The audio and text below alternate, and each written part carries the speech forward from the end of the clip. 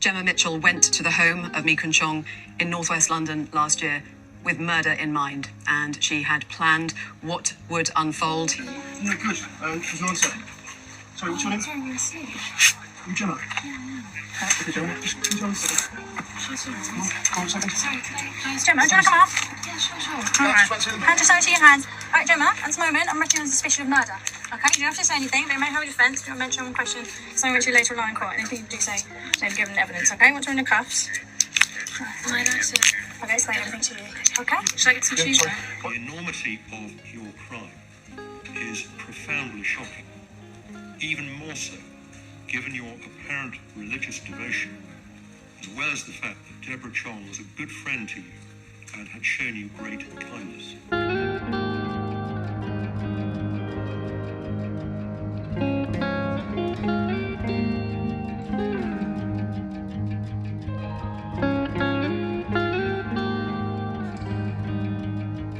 Emergency. Hi, I just found a body. Oh, go ahead, caller. What's your emergency? I just found a body. Right, okay. A body, is it? Are they breathing? No, they're dead. They look like they've possibly been there like a few days or something. Right, sure. Right, okay. Bear with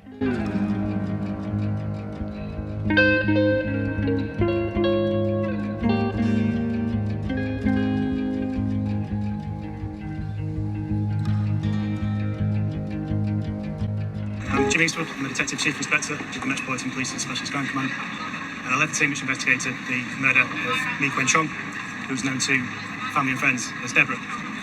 Deborah was 67 years old when she was murdered in June of last year. Today at the Old Bailey, a 38-year-old woman, Jemma Mitchell, has been found guilty of that murder.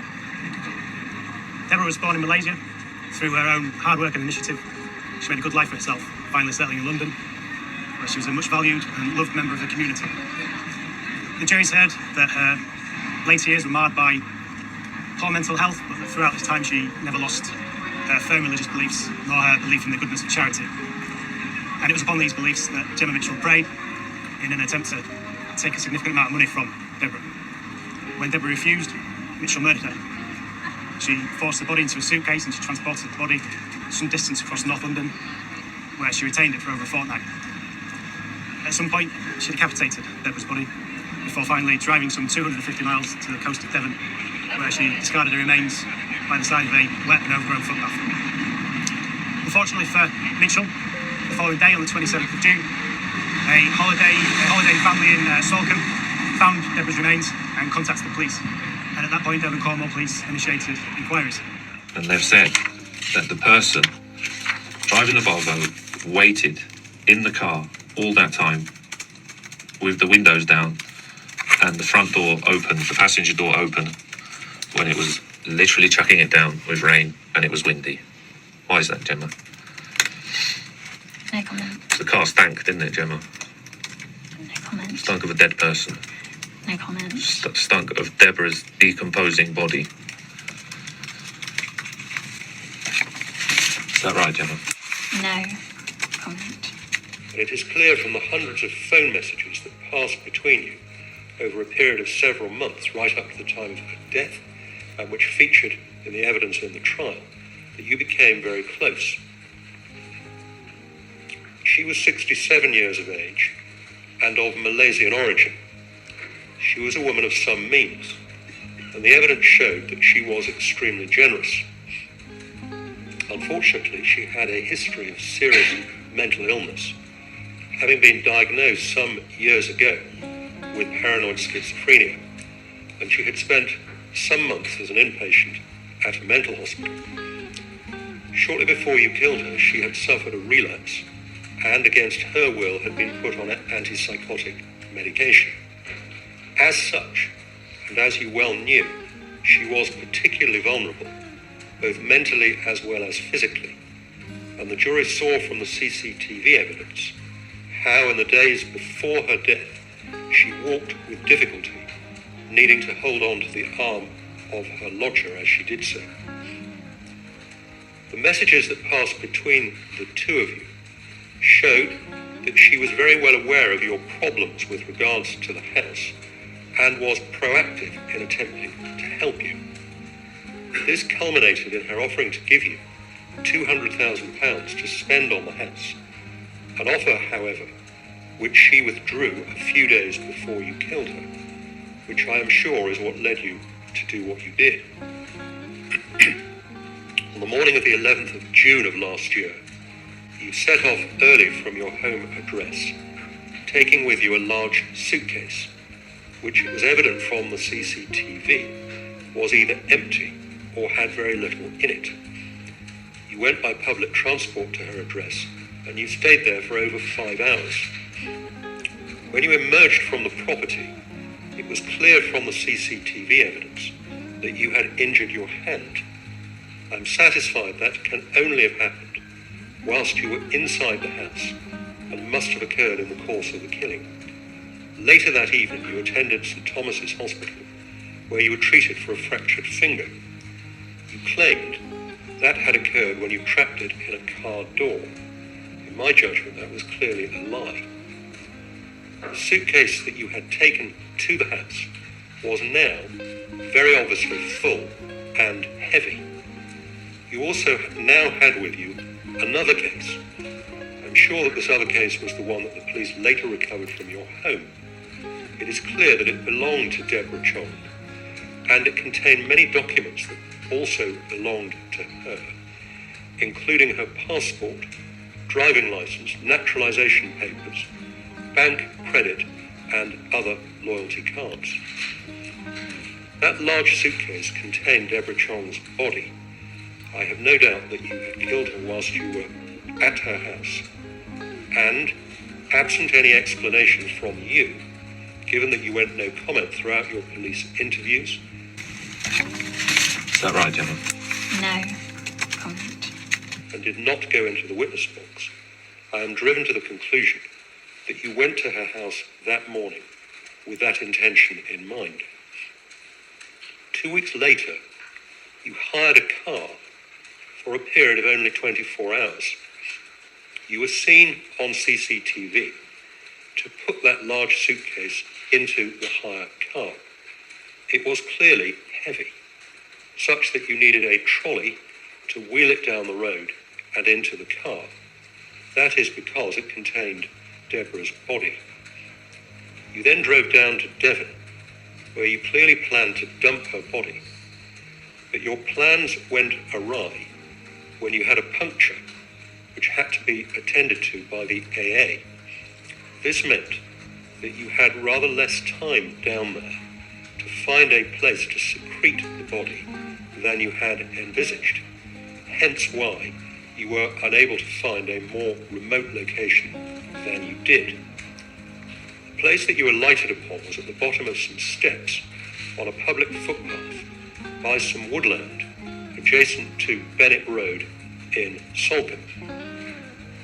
A truly telling piece of evidence against you was the fact that that evening, after the punctured tyre had been repaired, your hire car was seen being driven by you on Bennett Road, 50 metres away from where Deborah's body was found the following afternoon by a lady who was out walking. They look like they've possibly been there like a few days or something, surprise and stuff. Right, okay. That grim discovery was made all the worse by the fact that her head had been cut off.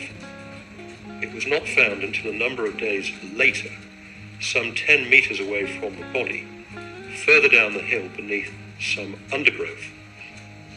Because of the extent of decomposition of the body, the pathologist who carried out the autopsy was unable to ascertain the cause of death. But what was found was that she had suffered a comminuted fracture to the skull, as well as multiple rib fractures.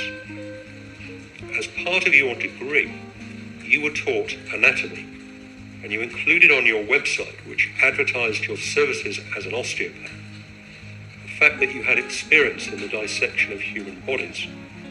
That no doubt stood you in good stead when you cut off Deborah's head, although why you chose to do that remains a mystery. Following your arrest on the 6th of July, amongst the items found by the police at your home was a will which purported to be that of Deborah. Our investigations revealed that Mitchell was in the process of doctoring wills in an attempt to make a significant claim on the estate of Deborah, but luckily this attempt never came to fruition. And to leave 95% of her assets to you and the remaining 5% to your mother. That will was fake. It was written by you, and it contained signatures of Deborah and 2 witnesses, each of which had been forged by you. One of the persons whose signatures you forged was that of a man by the name of Virgil Gita, an erstwhile neighbour of yours who had died some months earlier. Following his death, you had managed to gain access to his room, and you took from that room various papers of his, including his passport, as well as his mobile phone. A short time later, you rang the phone company, pretending to be him, giving his name and date of birth, and you had the phone reactivated. It was his phone rather than yours that you used to book the hire car, and it was his phone that you took with you on the trip to Devon, leaving your own at home. Moreover, the evidence of the handwriting expert was that his purported signature on the will had been copied from his passport, which you had removed from his room. Quite apart from anything else, I am driven to the conclusion that you are extremely devious. I said at the outset of these remarks that I would return to the issue of mitigating and aggravating features. The sole mitigation is that you are effectively a woman of previous good character, although given the gravity of your crime, in my judgment, that entitles you to only a very modest discount. As to aggravating features, there are the following. Firstly, the amount of planning and premeditation that went into this offence, although it is right to acknowledge that this is bound to be an invariable feature of a killing done for gain, and I must avoid double counting in that regard. Secondly, there is the issue of Deborah's mental and physical vulnerability, to which I have already referred, and of which you were very well aware. Thirdly, there is the chilling aspect of what you did to and with her body after you had killed her. You have shown absolutely no remorse, and it appears that you are in complete denial as to what you did, notwithstanding what, in my judgment, amounted to overwhelming evidence against you. The enormity of your crime is profoundly shocking, even more so given your apparent religious devotion, as well as the fact that Deborah Chong was a good friend to you and had shown you great kindness. The sentence of the court is one of life imprisonment, and the minimum term of imprisonment that you will in any event be required to serve will be 34 years. There will be deducted from that term the 475 days that you have spent in custody on remand. And that was the sentencing of Jemma Mitchell. It's only the second time that cameras have been allowed into the criminal courts in England to cover the sentencing of a convicted criminal, and the first time that it has been the sentencing of a murderer. So Jemma Mitchell sentenced now, we were hearing, to life in prison with a minimum term of 34 years for the murder of her friend Mi Kun Chong, who is also known as Deborah, and that is how the judge referred to her. That is Mi Kun Chong, the victim here, 67-year-old, a friend of Jemma Mitchell, who is 38, and the judge said in his sentencing remarks there that Jemma Mitchell went to the home of Mi Kun Chong in northwest London last year with murder in mind, and she had planned what would unfold. He described there being overwhelming evidence against Jemma Mitchell, but he said in spite of that, she is in denial over what she did, and he talked about the enormity of the crime that she had committed.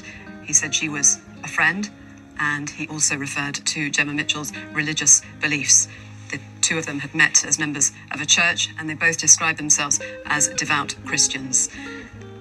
The Judge Richard Marks KC, described Jemma Mitchell as extremely devious, and he sentenced her then to life in prison with a minimum term of 34 years.